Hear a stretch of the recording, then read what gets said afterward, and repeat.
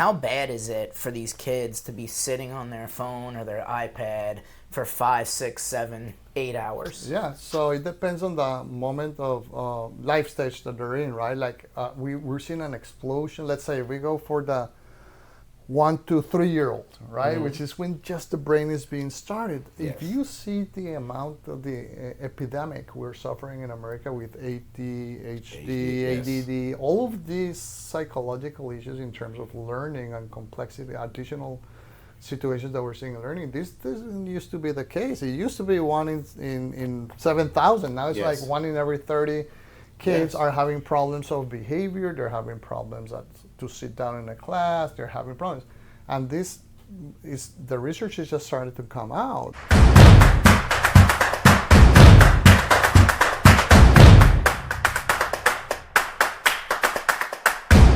Podcast twins from the Twin Cave here.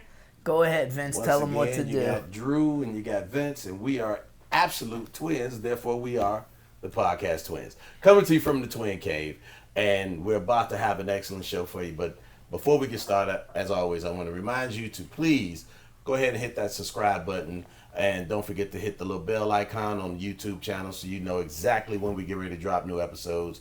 And where you can find us on all your favorite social medias, is for my truckers out there, Spotify, YouTube, Facebook, and yes, TikTok is coming. So we're gonna have on all your social platforms. So, but today we got Ray, so of course we got to be on every social media. Every platform. Single one. So look that up. Anyway, go ahead, brother. Well, introduce our famous guest. Well, today I wanted to introduce my new friend JC to you.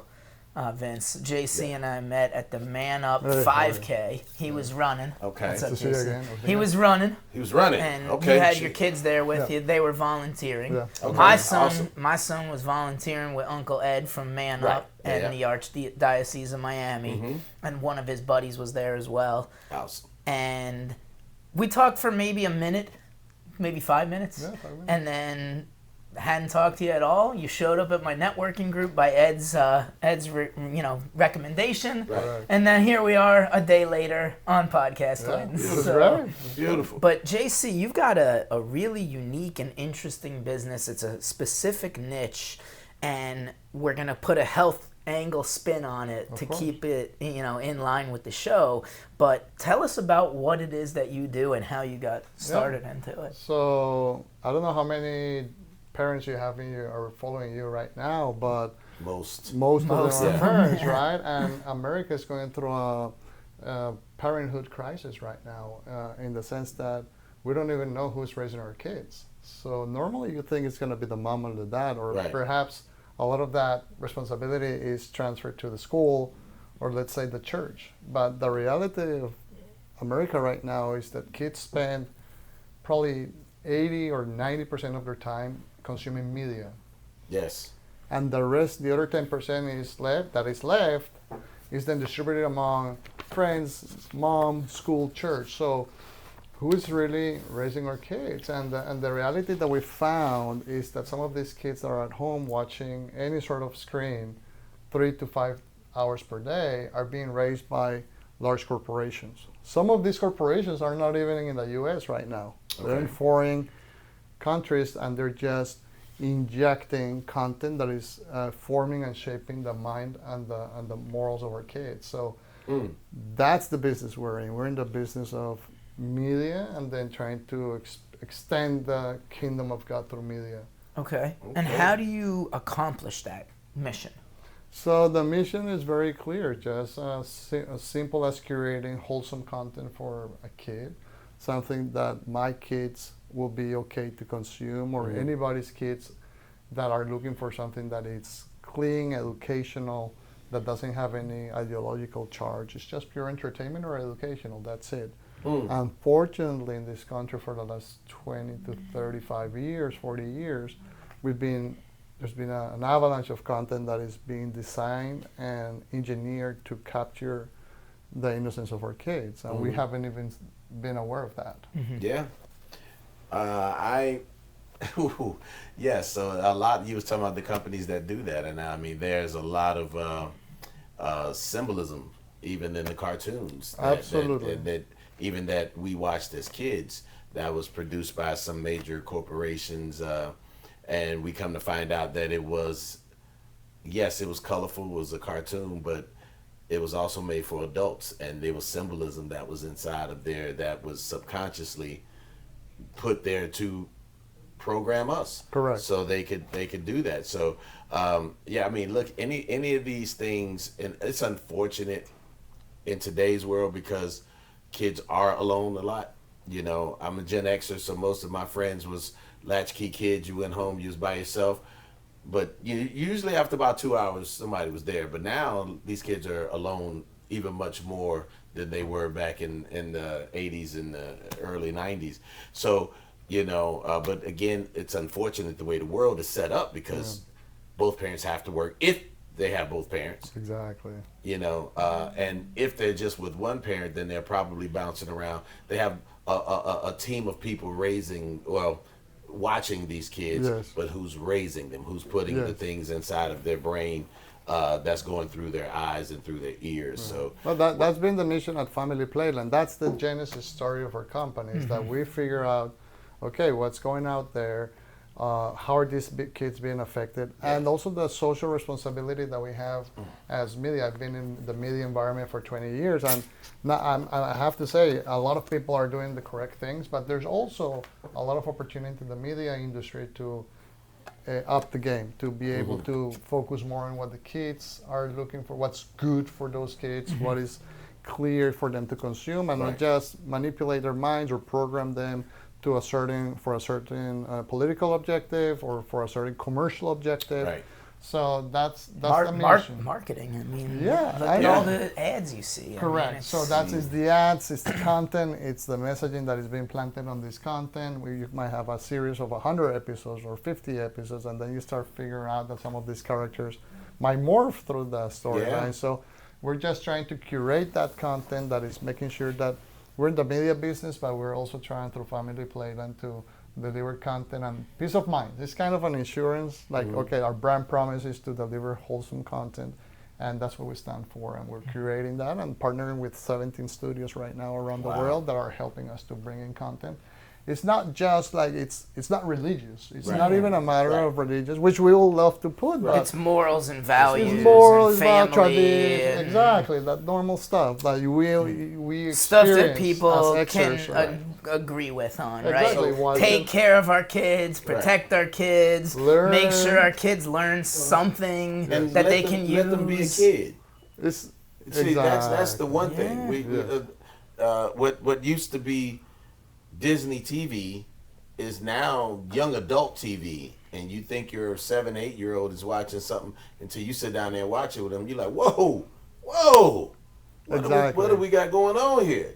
They're promoting, they're pushing, and next thing you know, this is targeted to 11-year-olds and 12-year-olds. And that decision was made by them when they decided to drop the brand Disney from their cable channel back 10, 15 years ago. And then they decided to name it Freeform. Yes. Because anything goes. Anything goes. Freeform is the new malleable thing that we can turn the family into. And it's not this family, but this is new wave. And this basically been the epicenter, or at least a big contributor to what we've seen as a crisis among families in America. Let's go back a half a step and just ask you, like, how bad, because you've done the research through your company, how bad is it for these kids to be sitting on their phone or their iPad for 5, 6, 7, 8 hours? Yeah, so it depends on the moment of life stage that they're in, right? Like we're seeing an explosion. Let's say if we go for the 1 to 3-year-old, right? Which is when just the brain is being started. If you see the amount of the epidemic we're suffering in America with ADHD, ADD, all of these psychological issues in terms of learning and complexity, additional situations that we're seeing in learning, this didn't used to be the case. It used to be 1 in 7,000. Now it's like 1 in every 30 kids are having problems of behavior. They're having problems to sit down in a class. They're having problems. And this is, the research is just starting to come out. Like you see the government right now taking big steps towards trying to figure out this, but most likely what's happening, and there's a lot of research behind this, is that when the kid's brain is being formed, it starts forming from the back to the front, right? All human beings. So you have the your main basic instincts start on the back, and then you go up to the front. When you mature, you have full consciousness, right? That's what matures at the end. So if you're 1 year old, your amygdala is not even formed, but what's happening is that the kid is having a huge amount of exposure when you're putting this screen on their face. Yes. He's just trying to learn how to read, how to eat, and then all of a sudden you're overwhelming that amygdala. You don't let it rest because the mom is putting this electronic pacifier. Yeah. So she's doing this. Shut up. Put it on the worst error that a mom can commit, because you're putting this screen. Doesn't matter the size of the screen. It's full of colors, Right. high speed, frames, Yes. 90 frames per 24 frames per second. The amygdala is oversaturated. Human beings are not developed for that. So that's already creating a huge problem at a neurological perspective from learning. So you start at that age, and then that's Yeah. not even, they're not even conscious. And as you age, 4 to 8, 8 to 12, then you start seeing all of the social implications of this, right? So there's a lot of content that has been planted with a lot of stuff, because there's companies behind these productions. Absolutely. There's advertising committed to this. So they're typical case, overexposure to advertising from all the pharmaceutical companies, right? Like you see all of these antidepressants, and it's like a specific storyline that you Every see. third commercial. Every third commercial Yeah. in cable, you have these kids starting to ask themselves, oh, what is bulimia? What is depression? What is it? You're already creating, you're not letting them be kids. So Right, you already letting have a them be kids. big issue with that. And then the different genres, right? So that's also another angle of how this is affecting the kids' development. So you might have comedy, you might have education, but then you have horror. I think horror is a big, I mean, I don't have anything for an adult to be watching horror, but it just creates so much Stress. exactly, Yes, stress, yes. it's anxiety on a kid that he's just trying to run. Now you're putting these kids in front of terrible things that Hollywood or an artist is producing for whatever reason, but it's not the correct thing for a kid to be watching and creating extra problems. Sometimes we've seen reversed in behavior, kids that are just not being able to socialize correctly because Right. they're just such a high dependency with the screens that they don't feel comfortable talking. Some of them might just become mute. Yeah. There's a variety of things that we've seen over the years that agree. is reality, but psychologists know about this, and that's probably how they make most of kids. Psychologists know about this, and that's probably how they make probably 80% of their money. Absolutely. But And that's there's why a- they don't want a cure for it. They don't have enough. Yeah. I know great psychologists that they Yeah. will talk about it openly, and Yeah. actually at Family Playland we consult with a lot of them, and we ask them to contribute through our podcast and our reviews. So they're very conscious about that, and they want to know. help. They want to help and reverse what the parents haven't been able to Well, understand. these kids are not designed to, well, not designed. They're Sit- not being sit. taught to communicate anymore. I mean, I was away this weekend, and I was in a big, multiple age group social environment. So you can go all the way from, I would say maybe early to mid 20s, all the way up to probably 60s was involved. Social thing, party, blah blah blah, and I'm watching, and you could watch and see that the young folks are not comfortable engaging with one another. And I'll give you a perfect example. A young man said something got this girl's attention. You could clearly see he liked the girl. And his first words out of the mouth was, "Hey, you got Instagram? Can I get your Instagram?" She gave him the Instagram, and they walked away. I said, "Hey, you're not gonna go talk to that girl? I'm gonna hit her up." "No, she's right here." "Why you gotta hit her up later?" Because they're not comfortable having face-to-face conversations. Exactly. Because mind you, if you're 25, 28 years old, you grew up with some form of screen. Yes. At some point, you grew up with some form of screen the majority of your life, and so your communication level has gone down. Yes. Because you've been able to instant message people and do all this other stuff. But I sure grabbed them. I'm like, dude, me and a couple of my friends, we like, she's right here. What do you mean Yeah. you going to It's hit her up later? unbelievable. But they're not comfortable. That's just not how it's done. And it's not getting better. Correct. So if they're going to have good stuff, that's why I was glad when I was going on your website, at least if you're going to have them watching stuff, have them watching something that's progressive, wholesome and teaching them something. And I just think that that's a problem because, again, that generation is probably maybe I would say under 30 is the first true screen generation because all my kids are 30 and under. Mm-hmm. And I'm going back and I'm like, yeah, they had a lot of screen time. My kids played outside a lot, which these kids don't. No, that was going to be my next question for JC because I think that, and you know, you shared some of the experiences that you've seen for younger kids. My kids are 16 and 10. Mm-hmm. So, you know, we are in the pool for at least 40 minutes a day because, and now it's really hot, so sometimes it's shorter, and if we go later, it's a little longer because the sun's going down. But, I mean, I've found that that's my only real pull them away from the addiction. Yeah. Yes. You know, we could play golf, no phones. Right. We could go camping, no phones. Right. We could go to the pool, you're not taking your phone in the pool.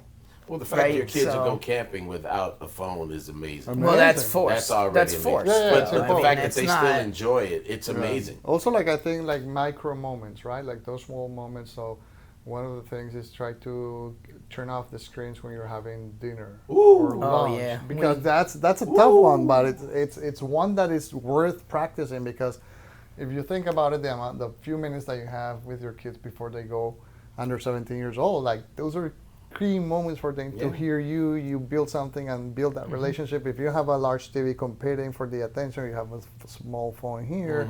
Just as etiquette, I think it's one of the best practices I hear that is happening. Now at schools. Schools, I'm just starting after many years to hear schools that are saying, hey, phones are banned from the school, at least after the school is over.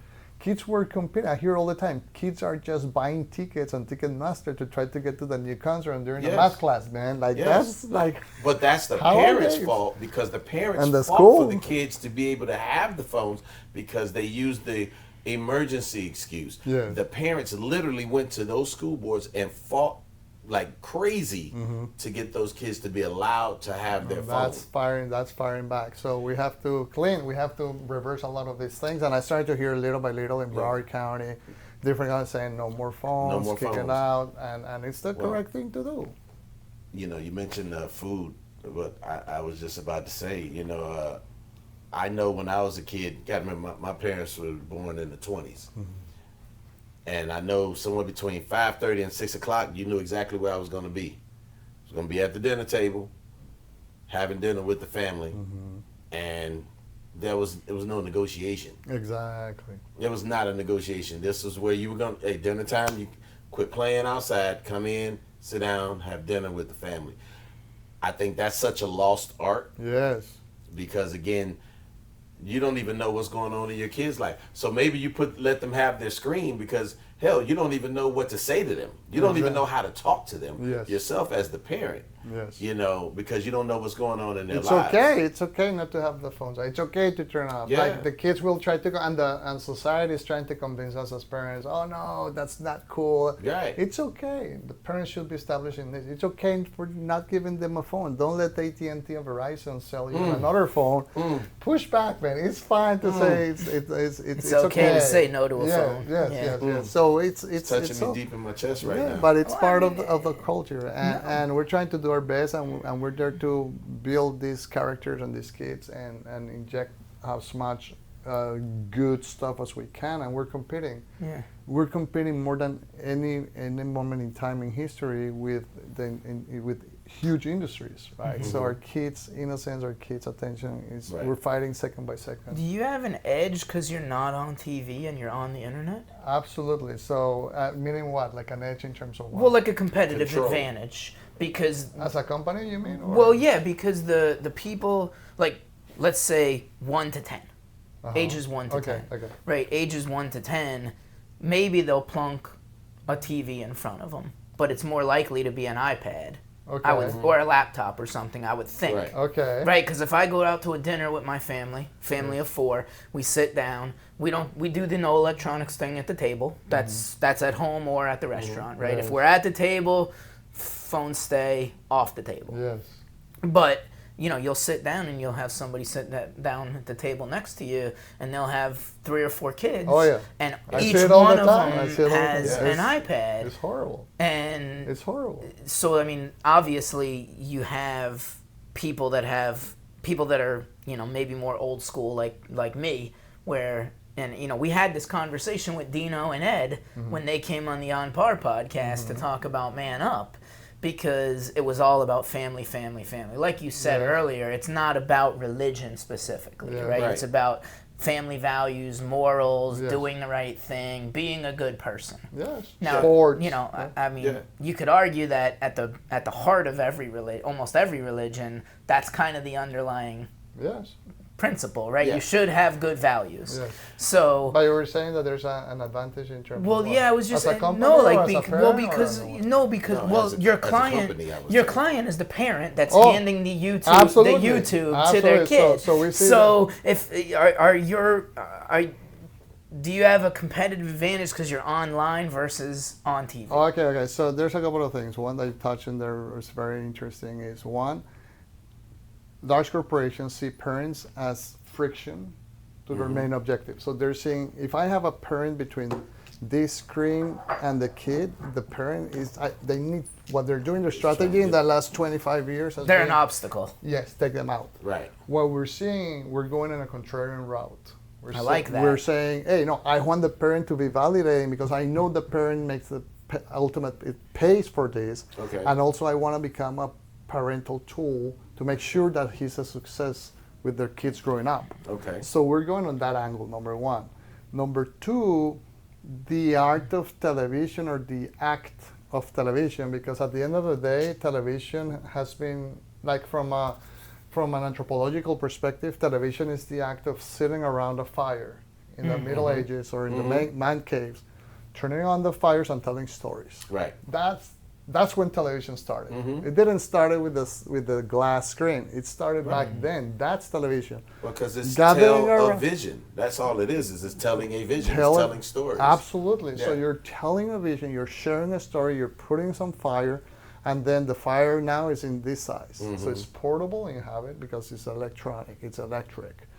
So for us, we see television as any potential screen or moment that the kid can be either educating themselves or being entertained. So it could be this screen or a Vizio Smart TV or a Samsung Smart TV or a tablet. We will go through any of those venues or a signal on a satellite carrier.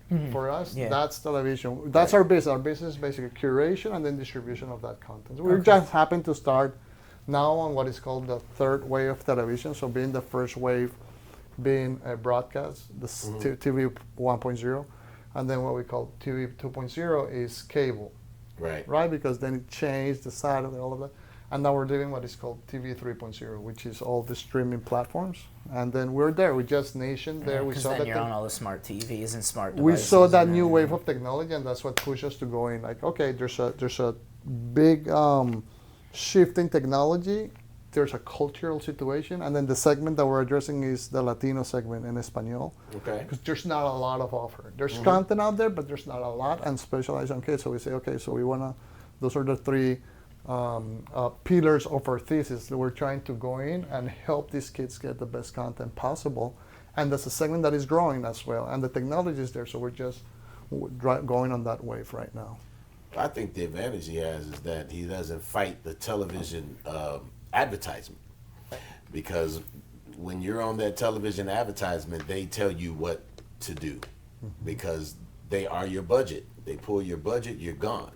On the internet, you create your content, and the people who feel like they're like-minded in what you're producing sponsor your show ultimately, but they never take your creative control away. That's correct. And I think that's where the difference making is when you talked about competitive advantage. The company will always maintain that as long as they continue to put out that product, because if I'm selling a product that doesn't align with what he's doing, I'm not advertising on this show. Correct. And I think as opposed to television, where you have to already have that in place before you can put your show on TV. I don't care how good your content is. We have our model is subscription. Right. So what we're doing is, I mean, that's the new wave. We are just charging $7.99 per month or $79.99 on a yearly basis, and then you have full access to all the libraries. There you go. I like it. I mean, you know, you was talking about brain patterns and all that stuff. You know, I remember 20 years ago when my daughter was a kid. Now she has a kid. But the Teletubbies. Yes. The Teletubbies was the TV devil because they were supposed to be making kids go into seizures with all of the repetitive and then the colors would just be flashing like crazy. So again, I heard it on some other platform. I don't think it was the news. I heard it somewhere, and I'm like, really? I think my daughter watches the Teletubbies. So I was home one day, and I sat there and I watched that show, and she couldn't have been more than 3, and I'm like, turn this garbage off. It was like 5 color lights just flashing, going back and forth, and it was sounding like this. And I'm like, that's got to be making her dumb. You know, that's how I felt at that time, and I took that off. But you know, now it's every Coco Melon is today's Teletubbies. Yes, absolutely. You know, there's videos of kids that's throwing fits when you turn off Coco Melon. I mean, literally just having the breakdowns, laying out in the middle of the floor because you turned the Coco Melon off. I know that because they're endorphins. Because her daughter, they're endorphin. My granddaughter was one of those kids. We literally had to break her from Coco Melon. Wow. She would like have a fit, like, and just point at the TV like, hey, this thing went on commercial. This is not okay. No, it'll be back. But then it makes it so it runs. So YouTube will run it. And so you do need to be there to kind of monitor these things. And that's where that whole moderation thing sort of kind of come into play. But like, I didn't think Coco Melon was as bad as Teletubbies because at least it used English. I don't know what the hell the Teletubbies was talking about, but at least the show had English. It had songs and all that other kind of stuff, kid songs. So to me, it wasn't as bad, but the colors, they saying, was the addiction. Yeah, it's super, they said it's super stimulation, super stimulation. And I had no idea about this, by the way. We had one of these super moms that we have a panel of moms that we call super moms. They're an affiliate program where they're basically promoting us and they're sharing with other moms. And some of them are psychologists, and they were talking to us about, like, do not even consider something like Coco Melon. It's the most watched show on Netflix. It's creating so many problems on a psychological level. And we were like exactly what you mentioned. So it's like, because there's a lot of symbols, a lot of engineering to hypercharge the addiction to this content. Yes. And a lot of this is engineered. So they find formulas and they're using it just to increase the amount of eyeballs to sell more advertising. So it's just because if your kid's screaming for it, you're going to give it to them. Yes. That's the way their idea. The nag effect. Yep. The nag effect. You know what? Just give it to them. Just give it to them. Especially if you're going out to dinner, you don't want to hear it. You're going to give it to them. Yes. And so when that kid knows that I know how to get my drugs, guess what they're going to do all the time when they need a fix? They're going to ask for it. Now kids can't ride in a car without a tablet. So I'm like, wait a minute. Did you download that, or are you paying a service just to have internet for this toddler? No, man. No. But again, that's that whole who taught you how to be a parent? Yeah. That's where it comes down to. Who taught you how to be a parent, and who taught them how to be the parent? It's a recurring problem. It's a daily problem. It's a daily struggle. Yes. It's a basic daily pain point that we're trying to solve, and we're working with parents to make sure that, I mean, the Pandora box was open already. Yes. And we're not going to be able to close it. So at least what we're trying to do. Toothpaste is out of the tube. We're just trying to put in good, decent content on that media diet so the kid at least can have a normal progress. Maybe be on the phone for 4 hours instead of 7. Hey, we'll take a breakdown. Oh my God. So what's we see where you are now. What's the goal for the future for this company? How do you measure your success? And from there, are you already working on something different? What's the goal? What's the future? So the vision and vision for the company is to reach 100 million households. Wow. And, so for us, victory and success is every additional household one by one that we're adding, and just to know that a household that subscribe is being blessed by this type of content is our biggest motivator. More than the money, more than the profit, more than anything else, the financial return, which we have to compete and we have to be profitable. You got to pay your bills. Exactly. Pay bills and get good quality content and promote the production of good quality content. Now that we're getting into the AI era of production, we're trying to figure out, okay, how do we compete out there? But at the end of the day, we're doing this for protecting the wholesomeness and the innocence of those kids. So we tested the market. We went through the brand architecture in the last 2.5 years. It's a startup. So brand architecture, testing the case, testing the demand. Then we went into content curation, and then the third step has been distribution. So the saying in the industry is that content is king, but distribution is Kong. So you have the King Kong. In order for you to be in business, you have to have enough distribution. So for a network to be like in a starting point, you have to be in at least 100, 200, $250,000 to $1 million households. So we're just starting this journey.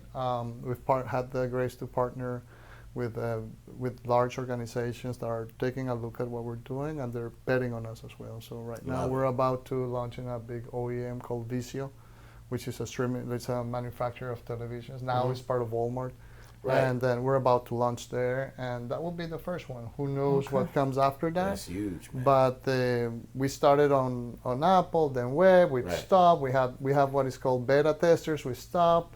We said, no, we have to pivot into large distribution. It has to be what they call enterprise, because you have to have momentum. So then after that, it's like what happened during COVID is that before COVID and after COVID, the gatekeepers of television in America were the cable operators, right? So you had Comcast, and then you have DirecTV, and then you have Dish, or Hotwire. And then what happened during the pandemic was that the screens, the manufacturers were already in the family room, and they say, why do we have to go through this box? If we're the glass inside the family room, we have to have control. So all of them pressed forward, and they positioned themselves, and they kind of went up in the supply chain. So they went from, okay, we're just here, to say, no, we want the market. And then all of them launched their own software to control the advertising and the subscription. And then little by little, they ate away all the cable operators' shares or market share, and now they're controlling. So the TV is the cable box within itself. You don't need a cable service anymore. Right.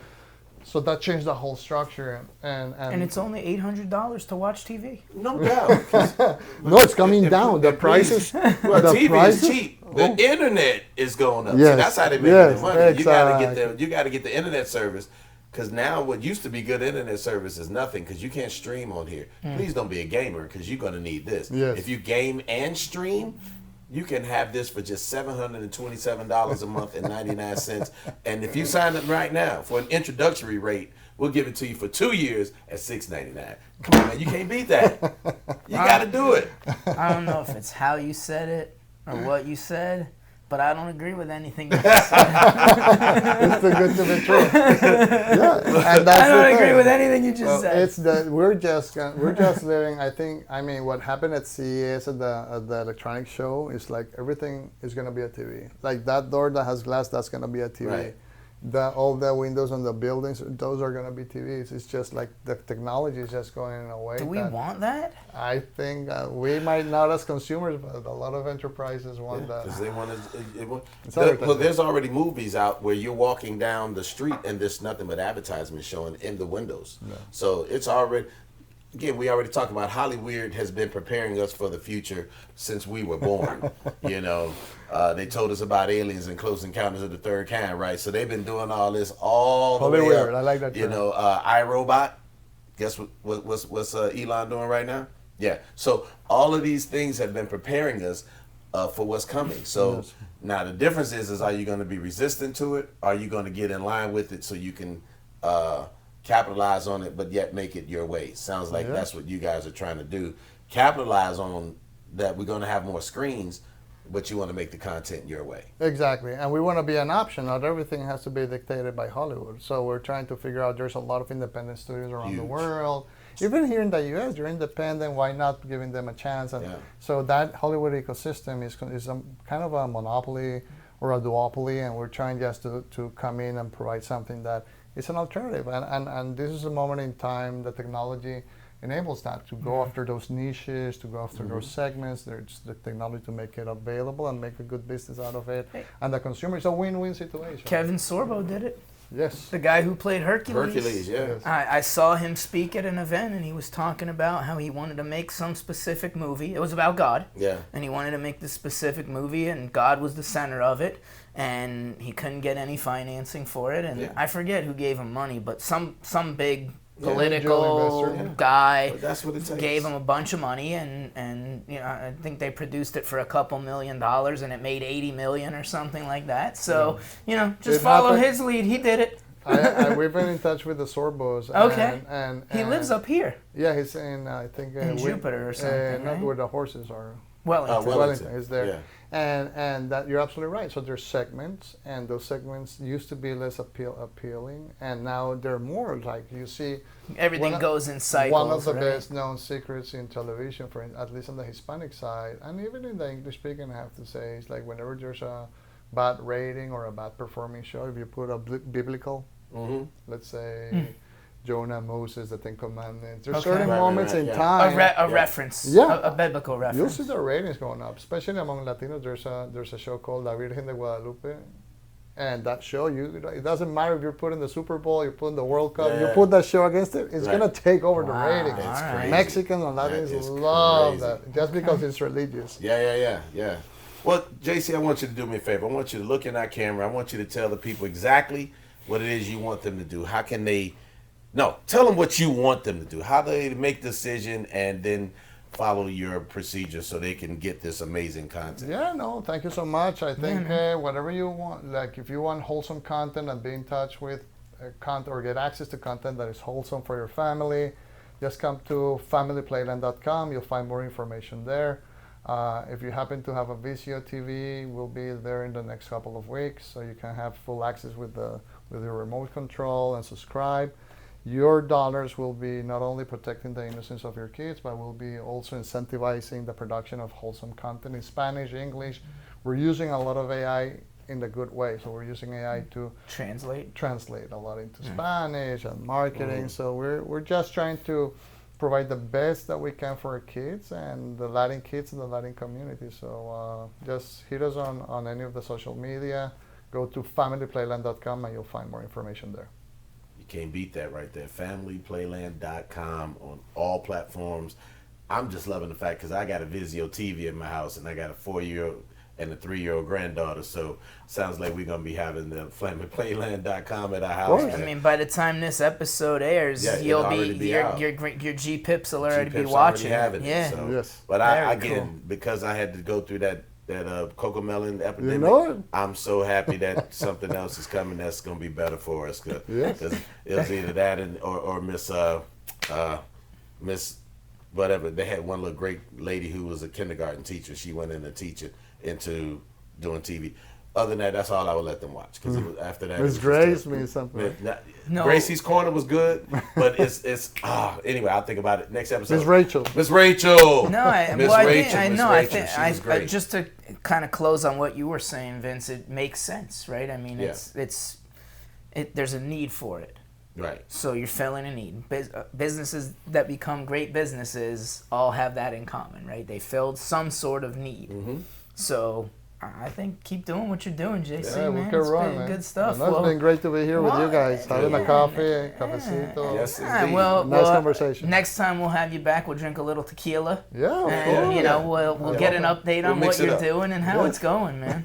Sounds good. Very nice to meet you. No, thank you for the invitation. Thanks a lot, JC. So check out Family Playland. Once again, don't forget to subscribe on YouTube. Subscribe on Spotify, where you can find us on all other social. And like I said, TikTok is coming. By the time this releases, we will be on TikTok as well.